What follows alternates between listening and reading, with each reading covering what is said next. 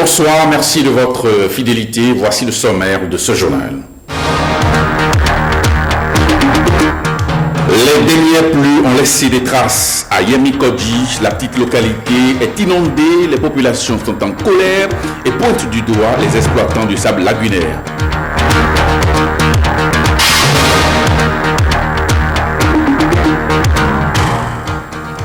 Et puis le nouveau patron de la police a pris service. Le contrôleur général Moukaïla Idrissou prend les commandes à un moment où les défis sécuritaires sont immenses.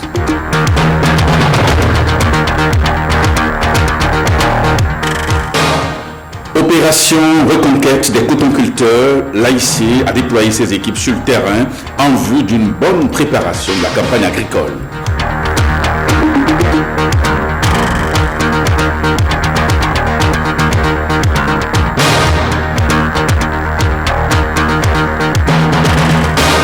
Merci de votre fidélité. Mettons le cap sur Porto Novo au Parlement. Les questions inscrites à l'ordre du jour n'ont pu être débattues.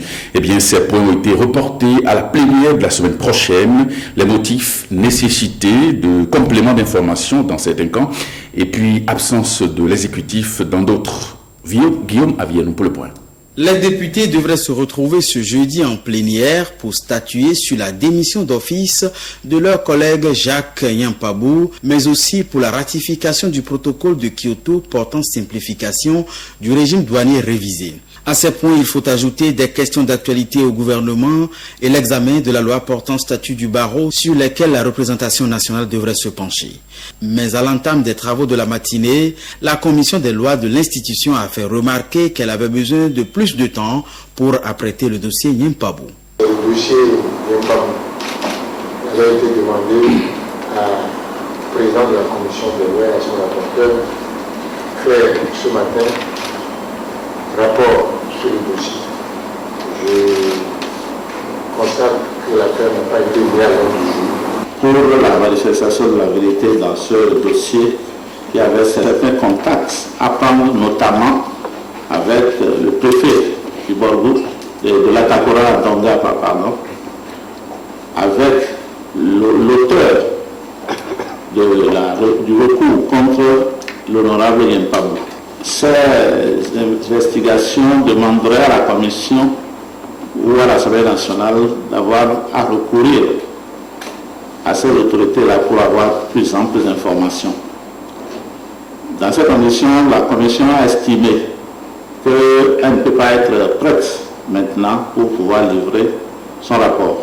L'examen du dossier du député Yampabou accusé de cumuler le mandat de député et celui de conseiller communal de Kéro est de fait reporté à la semaine prochaine. D'autres points préalablement inscrits à l'ordre du jour, comme la ratification du protocole de Kyoto portant simplification du régime douanier révisé et les questions d'actualité au gouvernement, vont aussi être reportés à la semaine prochaine. Le représentant de l'exécutif s'est en effet excusé le temps de mieux s'imprégner des contours des deux questions. Elle portait sur la suspension de l'ex-IGE et celle du contrat de la boucle ferroviaire entre le Bénin et le Niger par le gouvernement défunt. Et puis, à Cotonou, plus précisément à Yemikodji, la colère des habitants après les dernières pluies, elles sont inondées, ces populations. Elles pointent du doigt les exploitants du sable lagunaire qui ont certainement fait le lit donc aux eaux. Reportage. L'eau est source de vie, mais parfois elle peut aussi susciter la colère des hommes. C'est le cas ici au quartier Yemikodji.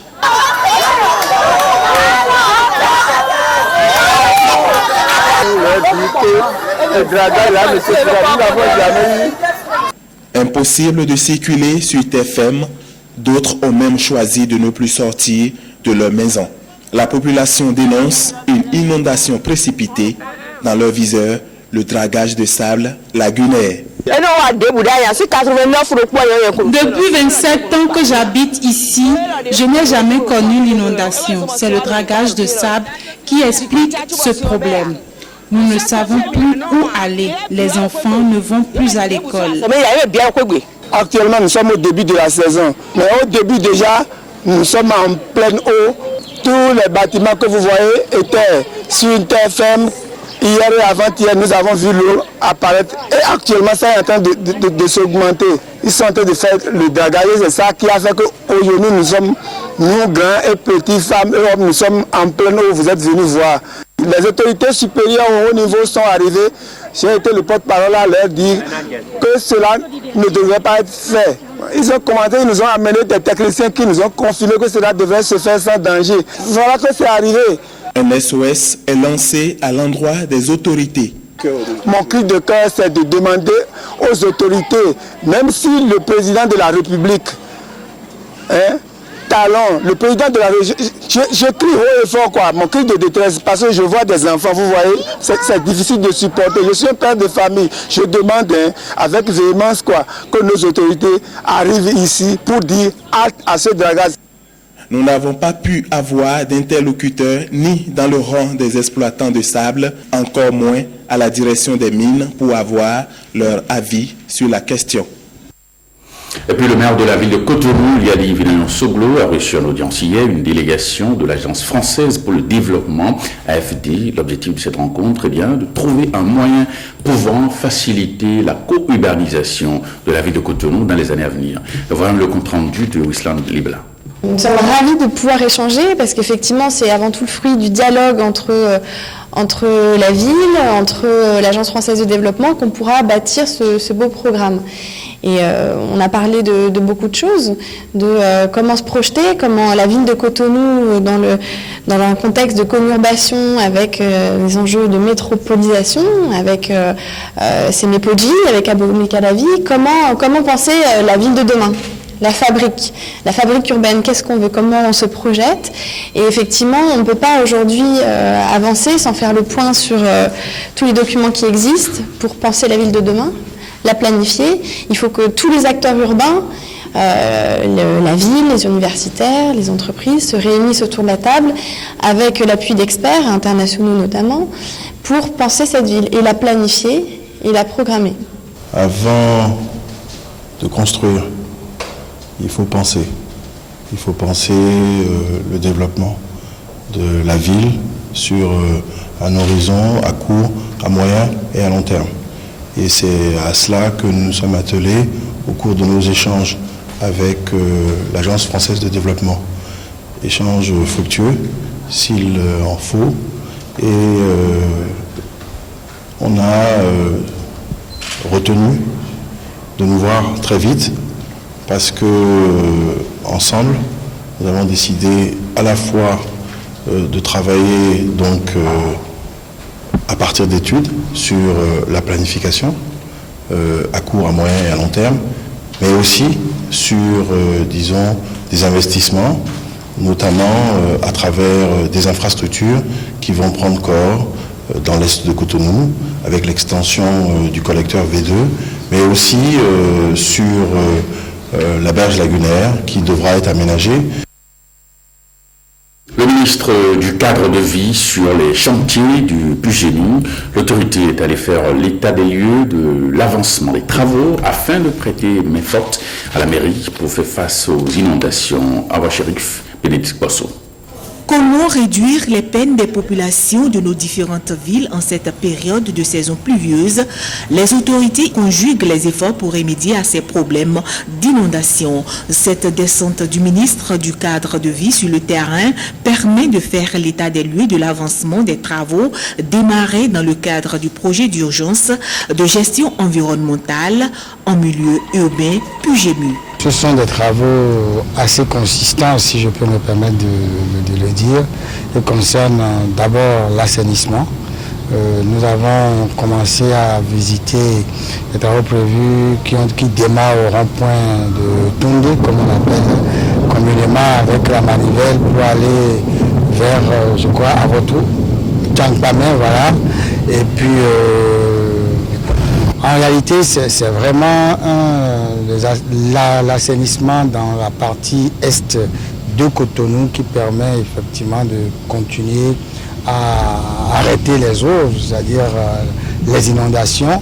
Une alternative pour réduire les inondations, mais pour le maire de la ville de Cotonou, il urge de recourir aux solutions durables. Les travaux avancent, mais au-delà, c'est comment trouver une solution durable, définitive, aux problèmes récurrents. Bien entendu, les études doivent être finalisées. On a l'habitude d'avancer 400 milliards de francs CFA, mais je pense qu'aujourd'hui, lorsque on ajoute, disons, ce que l'entretien devrait éventuellement coûter, on tourne autour de 1000 milliards. Des moyens pour résoudre un tant soit peu le calvaire des populations en saison pluvieuse, la mairie de Cotonou a la main tendue vers le gouvernement. Il y a beaucoup de choses qui restent à faire. Nous allons nous asseoir tranquillement, faire le point et définir les priorités. Les perspectives iront dans le sens d'accroître notre stock d'infrastructures, d'assainissement, d'infrastructures de voirie. Une première descente du ministre du cadre de vie qui aura permis de toucher du doigt les souffrances des populations de la ville de Cotonou. On reste à la mairie de Cotonou qui vient de lancer sous l'égide de l'ONU-SIDA la campagne 90-90-90 de lutte contre le VIH-SIDA avec les conseillers municipaux et les chefs d'arrondissement de la ville, capitale économique. Et bien, la cérémonie a eu lieu à Cotonou, à la mairie donc, ce vendredi sous le regard de Bruno Rotipo et de Patrick Josso. 3, 2, 1, c'est parti. Dévoilement du premier des nombreux panneaux publicitaires qu'on verra dans tous les arrondissements de Cotonou. Ici, on découvre le maire bien engagé. 90, 90, 90. D'ici à 2020, pour mettre fin à l'épidémie du VIH à Cotonou. 90, 90, 90. Ce n'est ni un ancien numéro de téléphone à 6 chiffres, ni un numéro matricule, mais un triplé d'objectifs d'un combat contre la maladie du siècle. Premièrement, 90% des personnes séropositives connaissent leur statut sérologique. Deuxièmement, 90% des personnes ayant connaissance de leur séropositivité reçoivent des traitements antirétroviraux. Troisièmement, 90% des personnes séropositives sous traitement antirétroviraux ont une charge virale indétectable. Pour atteindre ces objectifs, il nous faut redoubler d'ardeur. Le Bénin a environ 80 000 personnes qui vivent avec le VIH, près de 4 000 nouvelles infections par an.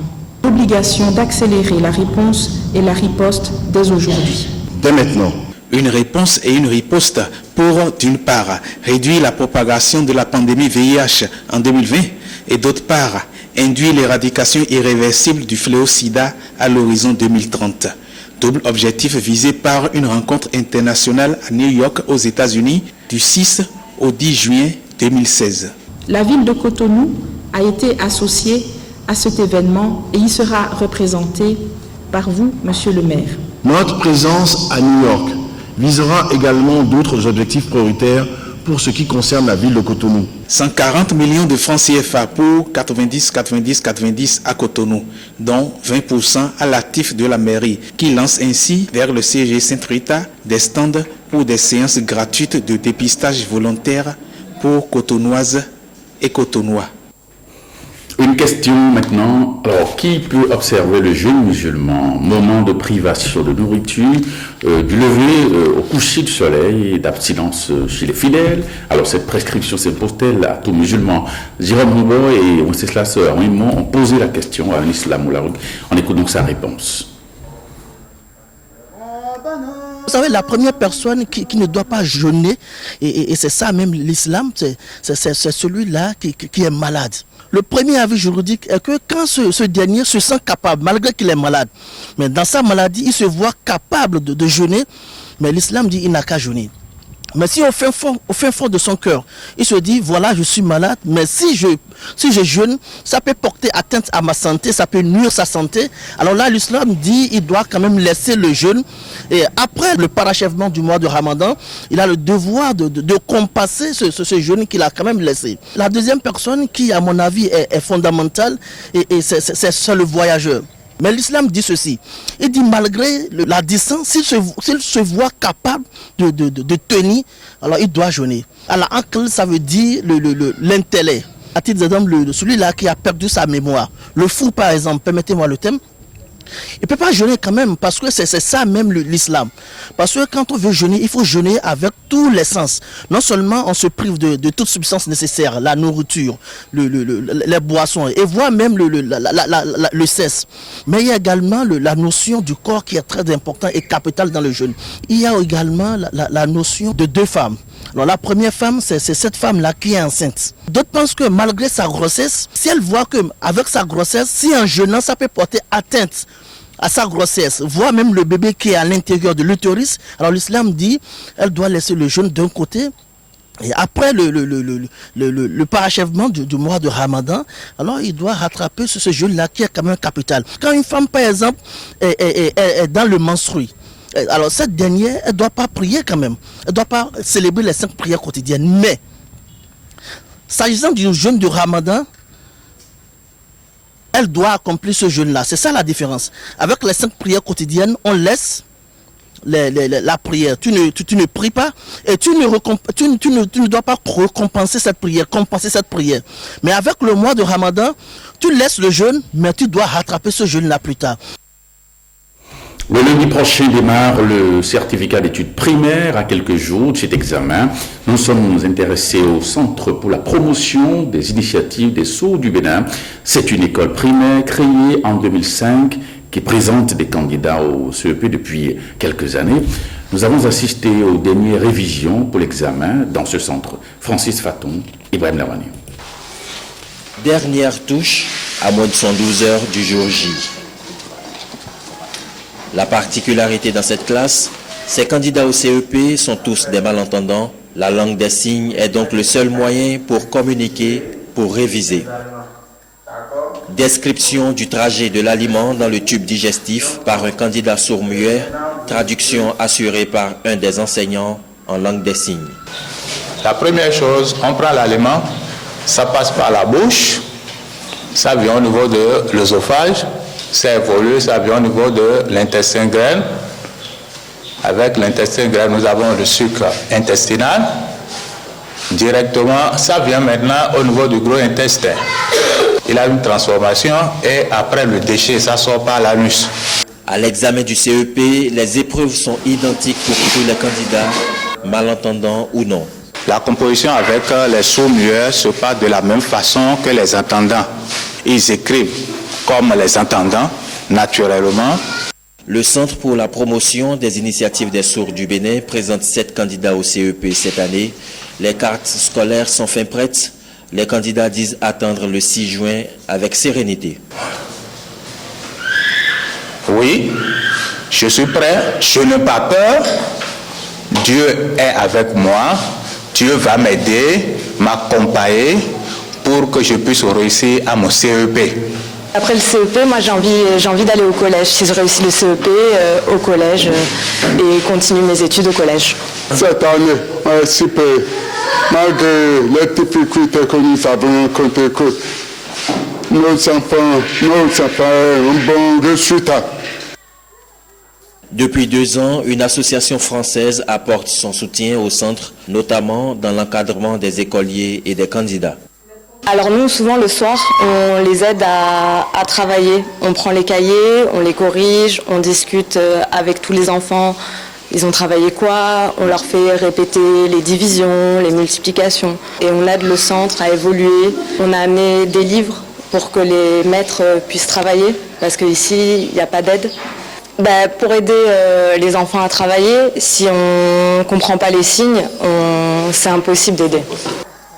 Le Centre pour la promotion des initiatives des sourds du Bénin a présenté ses candidats au CEP pour la première fois en 2014. 5 de ces anciens écoliers sont actuellement au cours secondaire.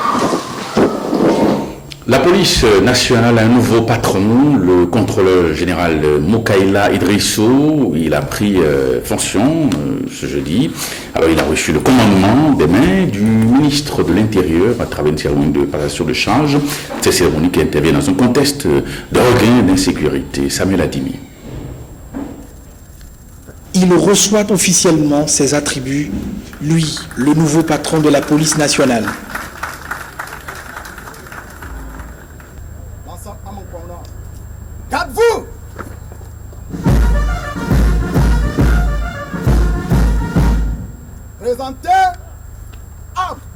Le contrôleur général de police, Moukaïla Idrissou, entre dans ses fonctions de directeur général de la police nationale au sein d'une police fortement éprouvée par la suspension du fameux décret 2015-20 du 19 juin 2015. Le seul mot qui rentre les camarades policiers en ces temps-ci est retrait.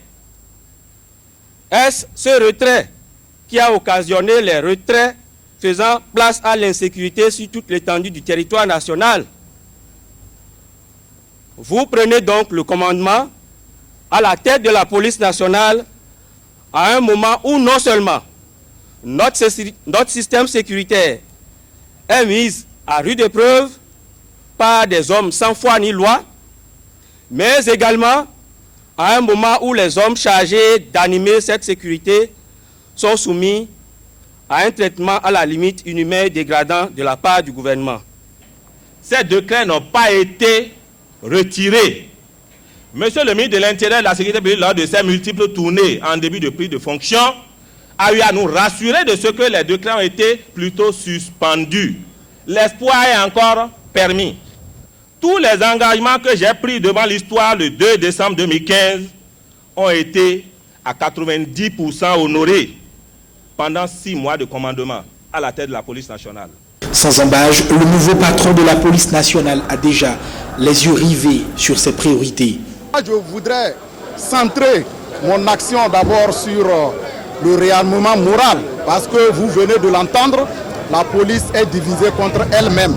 Et si je n'arrive pas à recréer l'ambiance, vous voyez vraiment qu'on peut tout faire, on peut mettre tous les moyens, la sécurité ne peut pas être au rendez-vous avec ce climat. Donc, ma priorité serait d'abord de restaurer la confiance au sein de la population, au sein de la troupe, pour que le défi de la sécurité soit relevé. Des défis, la police nationale en a bien à relever. La recrudescence d'actes de grand banditisme dans nos villes a de quoi fouetter l'ego de la troupe à Moukaïla Idrissou. Comment lever des fonds nécessaires pour consolider le capital de la Banque sahélo-saharienne pour l'investissement et le commerce du Bénin? Eh bien, c'est la réponse à cette question qui explique la tenue ce jour à Cotonou d'une assemblée générale des membres du conseil d'administration du groupe BESIC SA avec les responsables de la Société générale d'intermédiation SGI choisie pour ce partenariat financier. Clotaire Awekon, Ramatou Lavani. Prospecter de nouvelles lignes de refinancement à travers la levée de fonds nécessaires, c'est l'objectif principal de cette assemblée générale des responsables au plus haut niveau de la Banque sahélo-saharienne pour l'investissement et le commerce BESIC. Et la Société générale d'intermédiation SGI est ciblée pour servir d'interface à cette action de partenariat financier. La BESIC, créée en 2000 avec un capital de plus de 2600 milliards de francs CFA, reste le bras financier de la communauté des États sahélo-sahariens, FENSAD, et est présente dans 14 pays africains. Elle se veut outil d'intégration pour le développement économique des pays membres. Nous sommes banque régionale concernant par le développement des pays actionnaires qui composent de 14 pays. Nous sommes l'instrument et le bras financier de la communauté SINSAT, la communauté sahélo-saharienne qui compose d'environ 29 pays dans la région SINSAT et en Afrique. Représente vraiment la nécessité des peuples africains pour réaliser ces rêves pour développer ces pays. Nous avons échangé également sur une idée de l'étape de réflexion de créer une compagnie SGI, c'est-à-dire Société de gestion intermédiaire. Notre intervention au niveau du groupe, c'était surtout pour consolider les efforts de financement effectués par nos filiales et surtout d'essayer de lever les fonds nécessaires pour nous permettre à nos filiales vraiment de jouer le rôle de financement de développement dans la région. Installée au Bénin depuis 2004, représentée à travers ces 12 agences réparties dans nos 12 départements, elle offre bien de commodités, de crédits, d'épargne et autres divers prêts aux acteurs du tissu commercial de notre pays. Nous sommes un soutien aux opérateurs économiques du Bénin parce que nous sommes une banque des États. Donc nous menons une œuvre citoyenne. Nous avons une approche de développement de collaboration à long terme avec les entreprises et l'État. Réussir la campagne cotonnière, c'est bien le principal défi que veut donc relever l'association interprofessionnelle du coton haïtien qui est sur le terrain pour faire l'état des lieux et envisager les solutions en vue donc de la réussite de cette campagne. Alain de Survaux, Alexis Sévéron. Il s'agissait pour l'association interprofessionnelle de coton haïtien de relever le défi de réussir une campagne cotonnière meilleure à celle qui vient de s'achever. Réinstaurer le partenariat public-privé afin d'éviter d'exclure une partie des acteurs concernés par la production du coton. Une fois ce pari réussi, il faut se donner les moyens. Cette descente sur le terrain vise à rencontrer les différents acteurs à la base pour mieux accompagner les producteurs sur le terrain. La rencontre de l'AIC avec les responsables du développement rural a permis d'évaluer les superficies à emblaver par les producteurs, le taux de mise en place des semences et des intrants, ainsi que les difficultés spécifiques qui se posent dans chacune des communes du département du Zou. Bon, le grand problème aussi pour la campagne, c'est que jusqu'à ce jour, on n'a pas encore reçu un seul kilo de semences de coton. Nous avons exprimé un besoin de 12 tonnes 500. Donc, il nous faut encore 7 tonnes 500. Par rapport à la production cotonnière de l'année antérieure, il y a certaines CVPC qui se sont endettées. Et bon, nous avions causé avec ces CVPC et il y a certaines CVPC qui sont en train de rembourser petit à petit leurs dettes en vendant d'autres choses ou en commercialisant le maïs ou d'autres spéculations. Les problèmes répertoriés trouveront leur solution sur le terrain, ont dit les responsables de l'AIC aux différents RDR des communes du Zou. Par rapport aux semences, je viens de dire qu'on fera l'effort pour redéployer là où il y a donc des semences, les quantités complémentaires à ceux qui n'ont pas encore eu suffisamment d'intrants pour la campagne. En ce qui concerne donc les autres intrants à mettre en place, il y a des intrants qu'on ne pourra pas mettre en place à volo. Vous-même, vous avez évoqué donc les problèmes d'endettement de certaines CVPC. Et lorsqu'on aura fait le tracking donc des superficies emblavées, ici et là, on pourra savoir quelle quantité de tel type d'intrants il faut mettre en place pour ne pas retomber dans le cycle des endettements. La descente sur le terrain dans les prochains jours de la délégation de l'AIC vers les arrondissements cotonniers permettra de mieux aplanir les difficultés avant les emblavures. Alors après la séance de Boycon, une autre délégation de l'association interprofessionnelle du coton était donc à Dassa, où elle a eu des échanges avec les responsables du développement rural des collines. Il s'agit de préparer toujours, avec CDNI, la campagne agricole. Voici le reportage de Jérôme Mbo de Rousseslas-Saint-Raymond. Il faut lever les résistances à la culture du coton et rassurer les producteurs sur les dispositions prises par le gouvernement pour cette campagne cotonnière 2016-2017. C'est l'un des objectifs majeurs de cette rencontre préparatoire à la descente vers les acteurs à la base de l'or blanc. Ce qui est essentiel de faire aujourd'hui, c'est de nous organiser pour planifier comment on va dans chaque arrondissement, comment on rencontre les producteurs, comment on essaye de faire passer le message. Au-delà des dispositions prises pour que la campagne se déroule bien, il y a nos problèmes, nos forces et nos faiblesses dans le développement de la culture cotonnière, dans le Bénin en général et dans les collines en particulier. Il s'agit de faire prendre conscience de la faiblesse de l'encadrement technique et de la gestion des semences pour couvrir au moins 400 000 hectares. Des actions ont été déjà prises par les responsables du développement rural au niveau de chaque commune cotonnière en termes de sensibilisation des producteurs, des cotonculteurs à la base pour une meilleure réussite de la campagne cotonnière. C'est vrai que l'année passée a été une année très difficile en termes de perturbations climatiques. Cette année, on envisage quand même augmenter la production, mais sans perdre de vue quand même le rendement qui constitue un indicateur très important par rapport à la performance, par rapport à l'amélioration de la productivité au niveau de nos exploitations.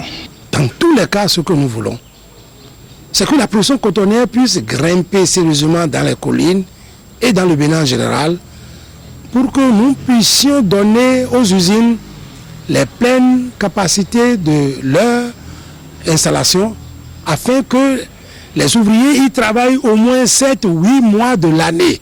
De concert avec les membres de l'association interprofessionnelle du coton, les responsables en charge du développement rural ont ainsi jeté les bases d'une descente vers les cotonculteurs du département des collines.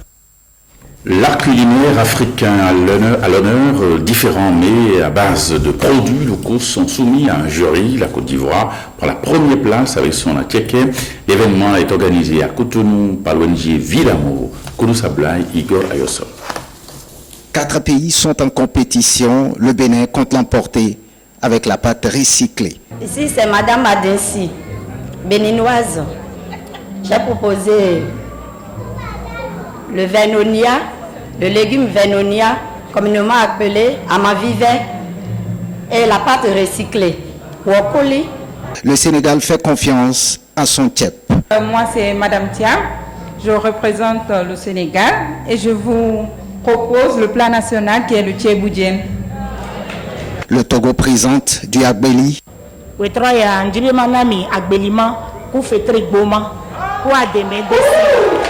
Merci. Et la Côte d'Ivoire compte s'imposer avec du attiéké. Je présente de l'attiéké, de la loco au poisson. Le jury passe à la dégustation et se prononce. Le deuxième a totalisé 16,75 sur 20. C'est le Bénin. Et enfin, le premier a totalisé 17 points sur 20 et c'est la Côte d'Ivoire. L'euphorie gagne la forte communauté ivoirienne présente dans la salle. Si on a gagné, c'est le travail. On a travaillé. Je suis vraiment content. Bravo la Côte d'Ivoire. Au-delà de cette prouesse réalisée, l'objectif visé est de promouvoir les produits locaux de l'Afrique de l'Ouest. Vie d'amour et de partage est une ONG qui promeut, entre autres, les produits locaux à travers l'art culinaire. On a constaté qu'avec la malbouffe, il y a beaucoup de maladies, telles que le diabète, la tension et autres. Pour corriger un peu ce tir-là, l'ONG Vie d'amour et de partage organise à l'occasion de la fête des mères et la journée de l'art culinaire pour essayer de passer la communication parce qu'il n'est pas toujours facile de regrouper 300 personnes ou plus dans une même salle. La fête s'est poursuivie dans une ambiance détendue avec l'assistance qui n'a pas résisté aux différents mets présentés. Eh bien, ce journal se refait. Merci pour votre fidélité. À 23h30, un autre rendez-vous avec les infos sur notre chaîne. Ce sera donc le JT Soir avec Amandine Aniabossou. Moi, je vous retrouve demain soir à 20h. Bonne soirée chez vous.